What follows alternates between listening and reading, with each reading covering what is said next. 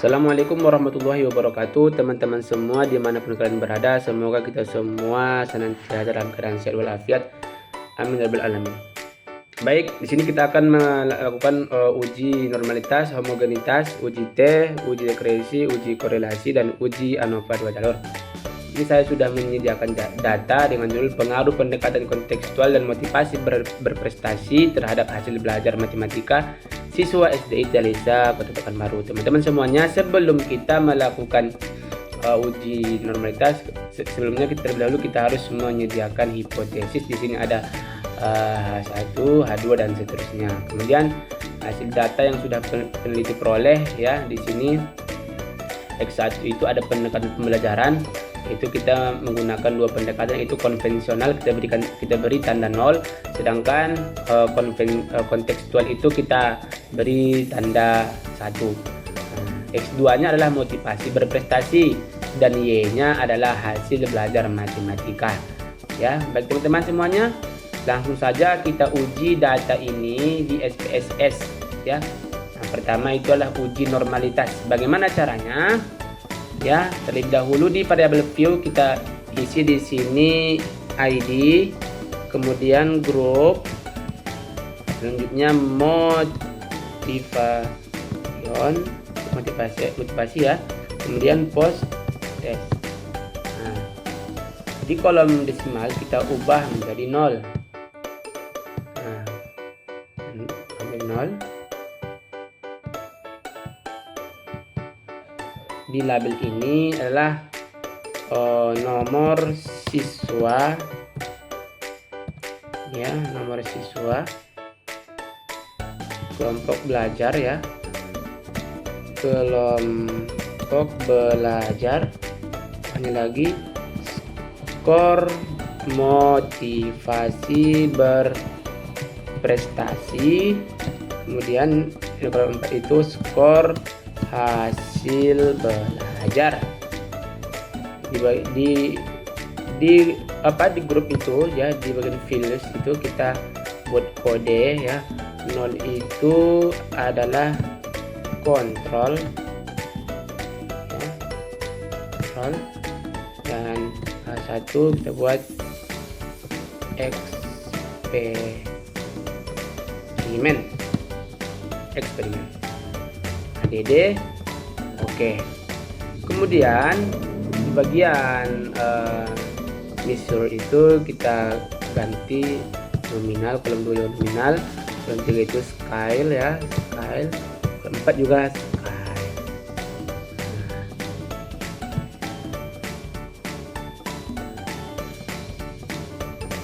Kemudian teman-teman semuanya, data yang sudah kita peroleh di sini tadi kita salin ya, kemudian kita Ctrl C, kita pindahkan ke data view ya. Di bagian sini kita paste.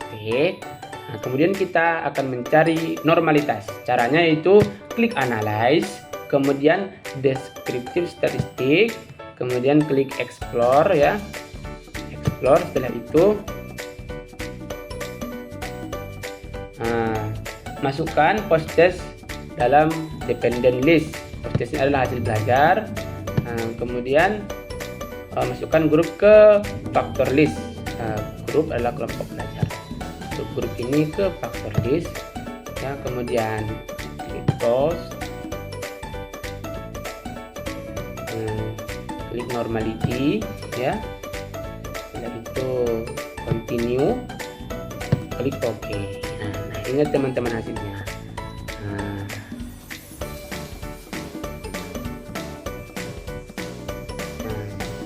Test of normality ini akan saya salin ke Word agar lebih mudah kita untuk menjelaskannya. Nah, jadi setelah kita salin ke sini, untuk menguji normalitasnya, jika sig itu kecil dari 0,05, maka data yang kita peroleh itu adalah tidak normal. Sedangkan jikalau nilai sig itu hasilnya lebih besar dari 0,05, artinya data residu yang kita peroleh ini adalah normal. Di sini kita perhatikan di bagian SIG itu di kelas kontrol kita mendapatkan 0,853, eksperimen 0,195. Artinya data yang kita peroleh ini besar dari 0,05. Maka data yang kita peroleh ini adalah bersifat normal atau bersignifikansi normal. Kemudian uji T, ya,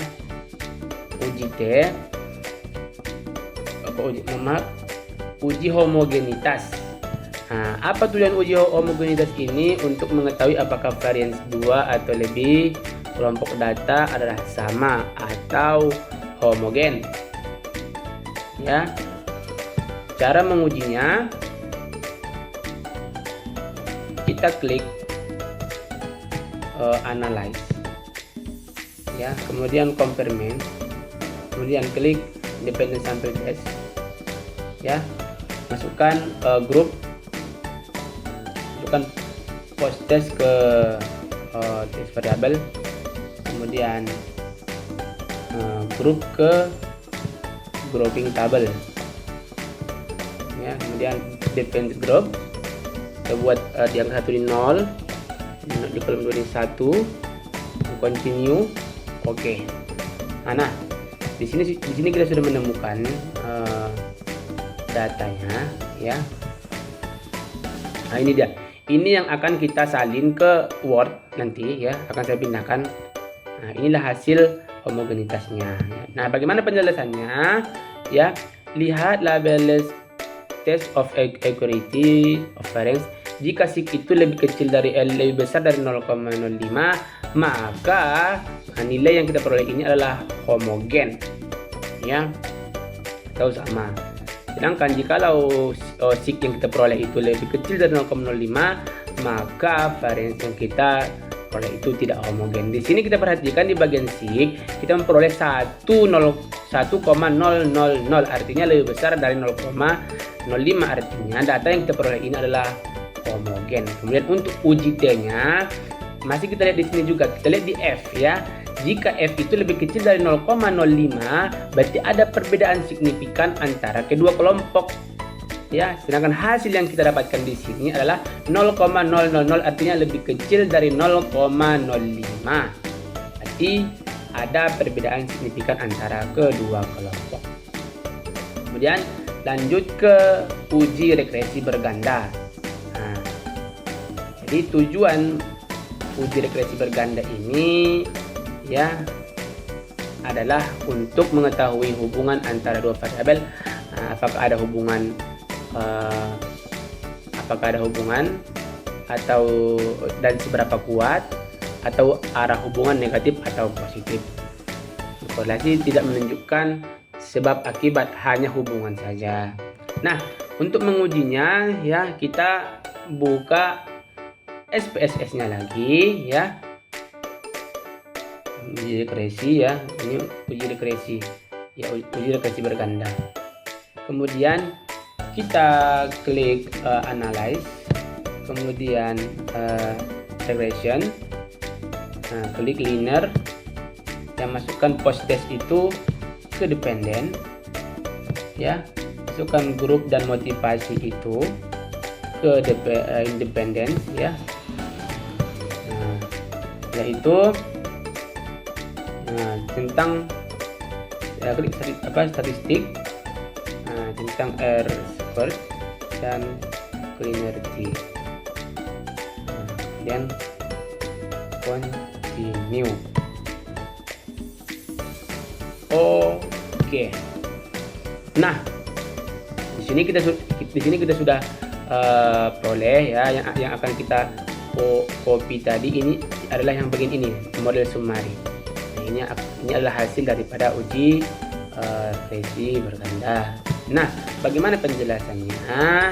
Ya, jika nilai R ini, ya, yang kita peroleh ini adalah 0,826, menunjukkan bahwa hubungan yang sangat kuat antara variabel bebas, yaitu model pembelajaran kontekstual dan motivasi berprestasi terhadap hasil belajar matematika. Sementara R square-nya itu 0,681, artinya 80 68,1%. Variasi hasil belajar matematika siswa dapat dijelaskan oleh model pembelajaran kontekstual dan motivasi berprestasi. Sisanya 12,4% dijelaskan oleh faktor lainnya. Nah, di poin ANOVA-nya di sini dijelaskan juga nilai F itu kan 39 sekian. Sedangkan SIK itu 0,000, berarti model registrasi secara regresi secara keseluruhan signifikan. Jadi model pembelajaran kontekstual dan motivasi berprestasi sama-sama berpengaruh signifikan terhadap hasil belajar matematika. Nah, kemudian selanjutnya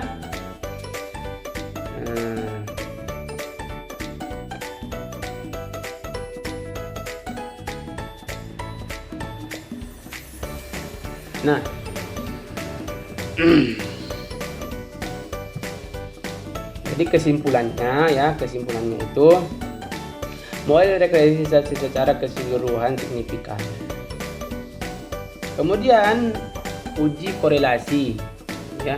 Tujuannya untuk melihat hubungan antara motivasi berprestasi hasil belajar. Caranya untuk melakukan uji regresi itu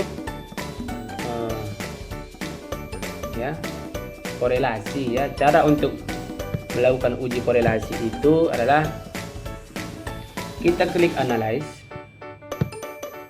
kemudian klik correlate, yaitu bivariate, masukkan motivasi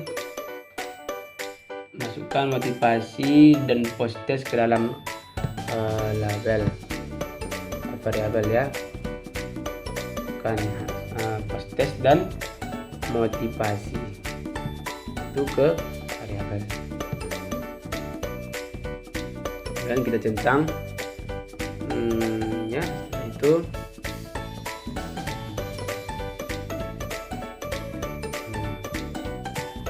kita klik oke, ya. Oke, di sini sudah kita temukan hasilnya, ya. Correlation ini adalah korelasi, ya. Ini akan kita pindahkan ke Word. Bagaimana cara menjelaskannya? Yaitu korelasi antara skor motivasi berprestasi dan post test, yaitu hasil belajar, adalah 0,826. Nah, ini menunjukkan hubungan positif atau searah. Semakin tinggi motivasi berprestasi, maka semakin tinggi hasil belajar matematika siswa. Nah, berdasarkan kategori umum, di sini ada kategori sangat lemah mulai dari 0,000 sampai 0,199, sampai yang sangat kuat yaitu 0,80 sampai 1,00. Sementara hasil yang kita peroleh di sini adalah 0,2826. Ini masuk kategori sangat kuat. Jadi nilai signifikansinya itu sangat nilai yang terperoleh itu termasuk kategori sangat kuat. Sementara nilai SIK-nya di sini kita memperoleh 0,00, artinya lebih kecil dari 0,01. Maka korelasi ini signifikan pada tingkat kepercayaan 99%. Artinya hubungan ini bukan terjadi secara kebetulan, tetapi secara statistik memang ada hubungan nyata. Dengan kata lain, hipotesis atau HA diterima berdasarkan hasil analisis korelasi persen antara motivasi berprestasi dan hasil belajar diperoleh nilai R 0,826 dengan signifikansi 0,000 atau kecil dari 0,01.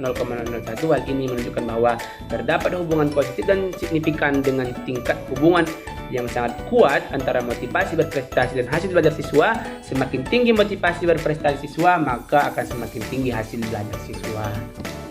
Kemudian lanjut ke uji ANOVA. Jadi uji ANOVA ini gunanya untuk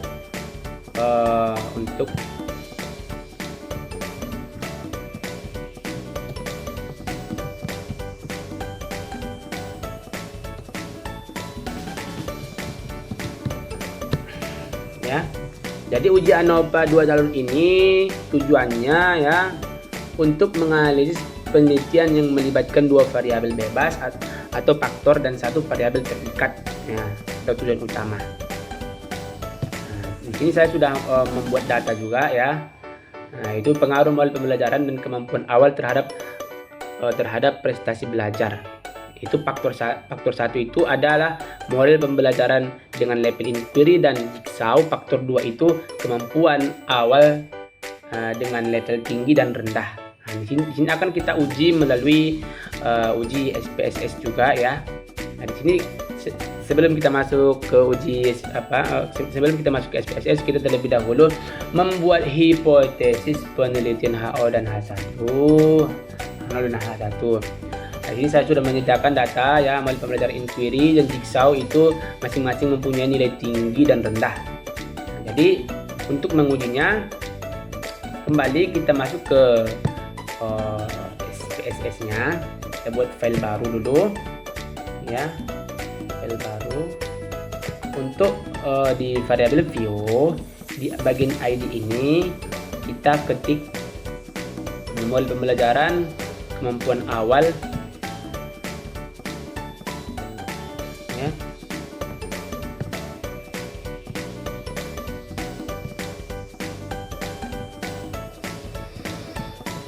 Model pembelajaran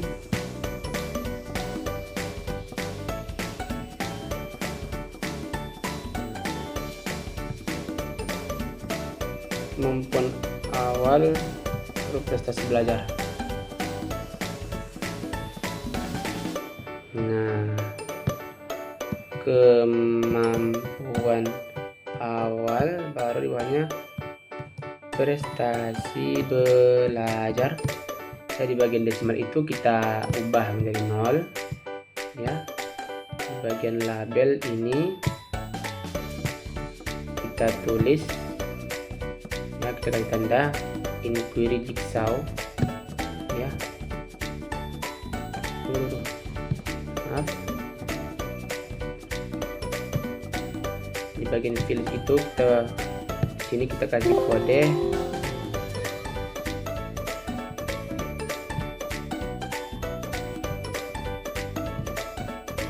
satu itu inquiry,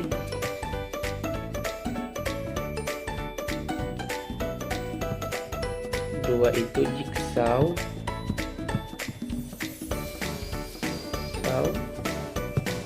oke.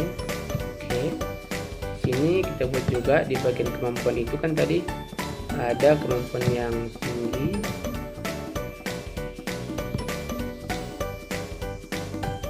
kemudian dua itu ada rendah. Maaf. Tadi tinggi, yang dua tadi rendah.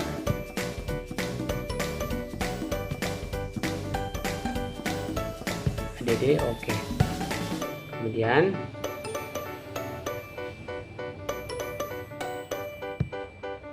desimal nominal ya, ini nominal, kemudian di ukuran tinggi itu adalah scale.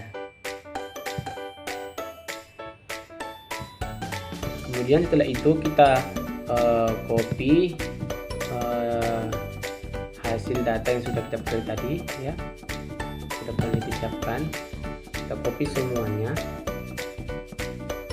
Ctrl C, kemudian kita pastikan di data view ya, Ctrl V ya.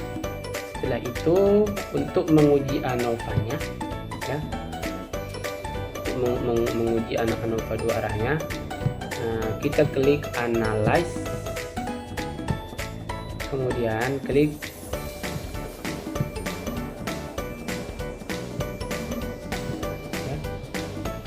kita klik analyze, kemudian klik linear dan univariate, kemudian kita pindahkan yaitu prestasi belajar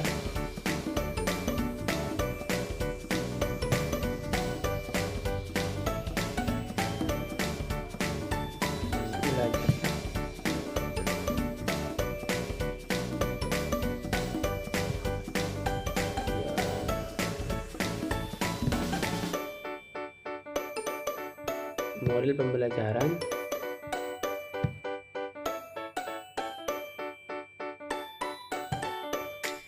prestasi belajar itu di dependent variable, model itu di faktor, kemampuan juga di faktor.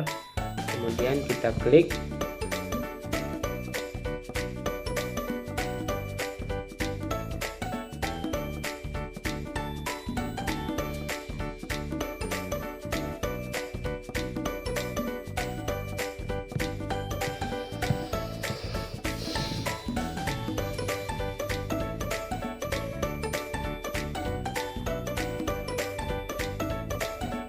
Ya, custom, pindahkan ke satu ke model ya, kemudian tekan shift,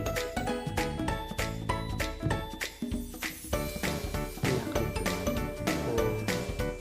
tekan zoom over tipe 3 dan include inter, continue, oke.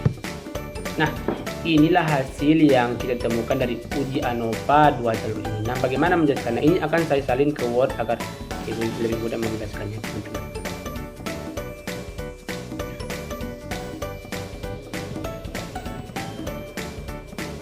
Nah, sini kita memperoleh nilai sig itu 0,00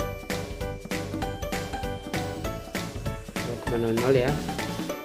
Sig 0,00, nilai F daripada kemampuan awal itu 46, dan model pembelajaran itu 2,4549. Nah, jadi kesimpulannya F hitung dan F tabel itu kan lebih besar F tabel daripada F hitung. Artinya HO diterima karena ada perbedaan prestasi belajar matematika antara siswa yang dibelajarkan dengan model pembelajaran inquiry dan jigsaw, atau taraf signifikansi 0,05 ya. Nah, signifikansi hasil uji P. Nah, ini uji model pembelajaran itu kan 0,119, berarti besar dari 0,05. Artinya HO diterima ya. Nah, tidak ada perbedaan prestasi belajar matematika antara siswa yang dibelajarkan dengan model pembelajaran inquiry dan jigsaw. Mungkin teman-teman sekian uji ANOVA 2 jalur ini. Semoga bermanfaat untuk kita semua. Assalamualaikum warahmatullahi wabarakatuh.